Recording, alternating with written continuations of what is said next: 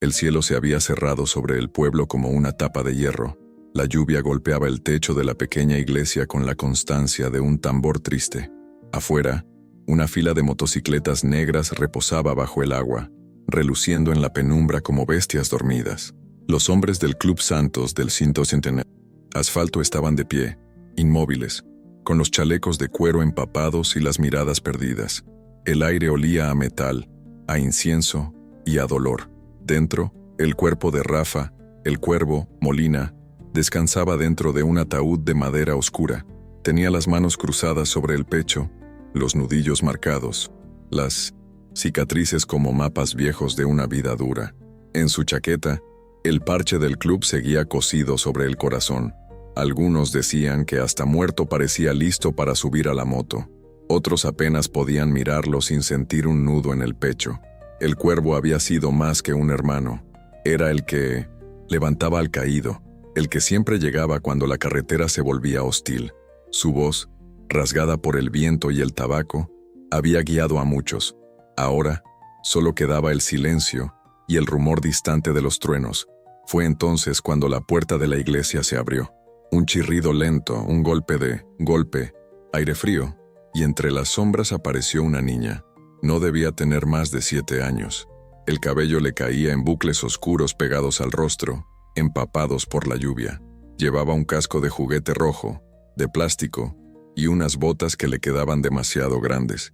En las manos sostenía un pequeño muñeco, hecho con tuercas y alambres. Caminó por el pasillo central con pasos tímidos pero decididos. Nadie se movió. Todos la siguieron con la mirada, sin entender. La madre de Rafa, una anciana de rostro surcado, rompió a llorar al verla. La niña se detuvo frente al ataúd. El silencio era tan espeso que se podía escuchar el crujido de las velas. Miró el rostro quieto del hombre y dijo, con voz temblorosa pero firme, «Mi papá dijo que los héroes no mueren, solo se van de viaje». Nadie respiró. El aire pareció congelarse. El toro, presidente del club, sintió un golpe en el estómago. Miró al lobo, el mecánico viejo que había sido el más cercano a Rafa. Ambos se entendieron sin palabras. Rafa nunca habló de una hija, jamás. La niña apoyó el muñeco sobre el ataúd, acarició la madera y susurró algo que solo el muerto escuchó. Luego, giró hacia los hombres del club, sus ojos llenos de una inocencia que dolía. Dijo que ustedes cuidarían de mí, que los santos del asfalto nunca abandonan a los suyos. Un murmullo recorrió la iglesia como una corriente eléctrica. Toro apretó los puños. El lobo bajó la cabeza. Y todos los demás supieron que el peso de esas palabras los había atado a algo que no podían eludir. Afuera, un trueno retumbó como un motor encendido en el cielo. Después del entierro, el pueblo quedó envuelto en silencio. Las motos se alejaron del cementerio una a una, el ruido de los escapes mezclándose con el sonido de la lluvia que aún caía fina sobre la carretera. Luna, así se llamaba la niña, iba sentada en la moto del lobo, envuelta en una chaqueta que le quedaba enorme. El casco de juguete seguía puesto, brillante bajo el agua, como un pequeño faro en medio de la oscuridad. El taller del club olía a aceite, acero y humo de cigarrillo. Las paredes estaban cubiertas de herramientas, fotos viejas y recuerdos de rutas infinitas. En una esquina, un retrato de Rafa con el motor de su Harley abierto, sonriendo bajo la grasa. Luna lo miraba cada tanto, como si buscara respuestas allí. El toro, hombre grande, de barba espesa y ojos tristes, la observaba en silencio. Su vida había enfrentado peleas, traiciones y pérdidas, pero nunca algo como eso. Una niña que traía consigo el eco de un hermano muerto. «¿Dónde está tu mamá, Luna?», le preguntó una noche, mientras le servía un vaso de leche caliente. «Se fue cuando yo era más pequeña», dijo ella, sin levantar la vista. «Papá decía que el viento la llamó. ¿Y tú vivías con él?». «Sí, en un taller viejo al otro lado del puente. Papá arreglaba motos y me enseñaba los nombres de las piezas. Decía que cada motor tiene alma, como las personas». Toro tragó saliva. Recordaba a Rafa en silencio, con las manos negras, de grasa, hablando de la carretera como si fuera una mujer.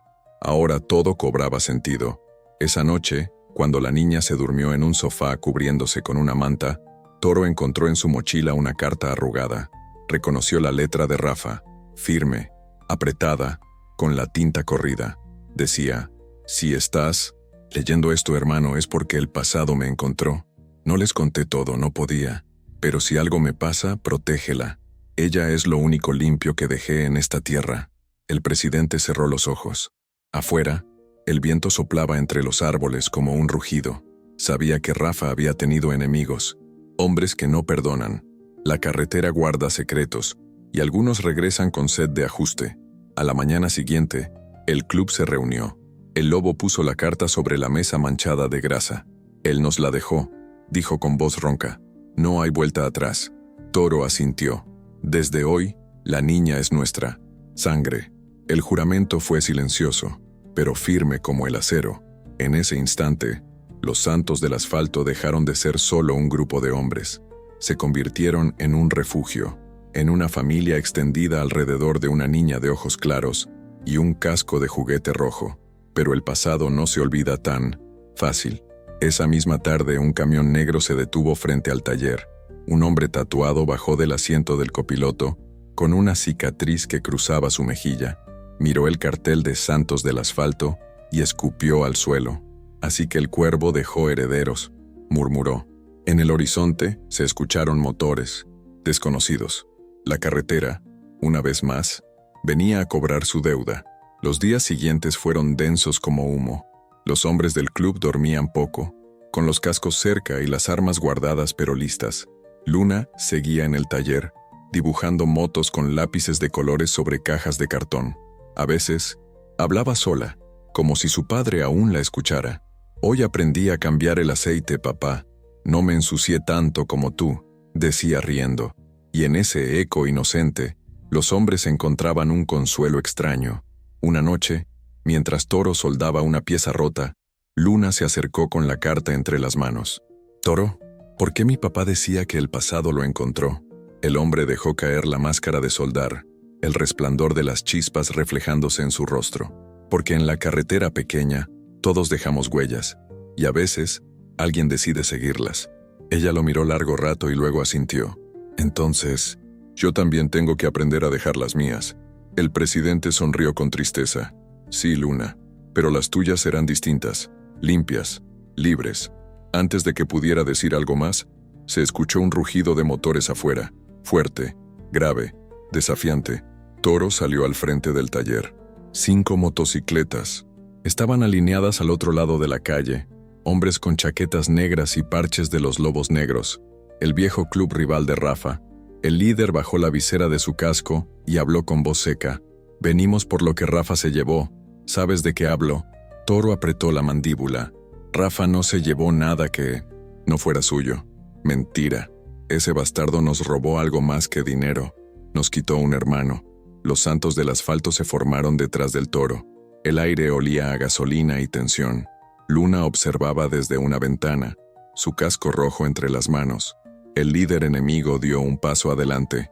«No queremos problemas. Pero si la hija está aquí, la historia se repetirá». Entonces Luna salió. Caminó despacio, sin miedo, hasta el centro del patio. La lluvia comenzaba otra vez, fina, persistente. Se detuvo frente al extraño y dijo con voz firme: «Mi papá no se llevó nada, solo mi promesa». «¿Tu promesa?», repitió el hombre confundido. «Sí, le prometí no tener miedo». El silencio se hizo eterno. Los hombres de ambos bandos bajaron las miradas. La voz de la niña sonó más fuerte que cualquier motor. El líder suspiró, retrocedió un paso y bajó la cabeza. «Tu padre era un buen hombre». Encendió su moto y los demás lo siguieron. El rugido se alejó por la carretera, perdiéndose entre el sonido de la lluvia. Toro se acercó a Luna y la abrazó con fuerza. «De ahora en adelante, donde suene un motor, ahí estará tu casa». Ella levantó la vista, sonrió y colocó su casco rojo en la cabeza. «Entonces nunca dejaré de viajar, ¿verdad?» «Nunca, Luna», respondió Toro. «Los que amamos la carretera, no morimos, solo seguimos andando». Esa noche, los santos del asfalto salieron todos juntos a rodar por la autopista, con Luna en medio de la caravana, el casco de juguete brillando bajo los faros. En el aire, el rugido de los motores parecía mezclarse con una voz vieja, firme, que decía desde algún lugar del viento: «Los héroes no mueren, solo se van de viaje». El club entero levantó el puño al cielo, y la niña sonrió. Por primera vez, la carretera no olía a despedida, sino a promesa.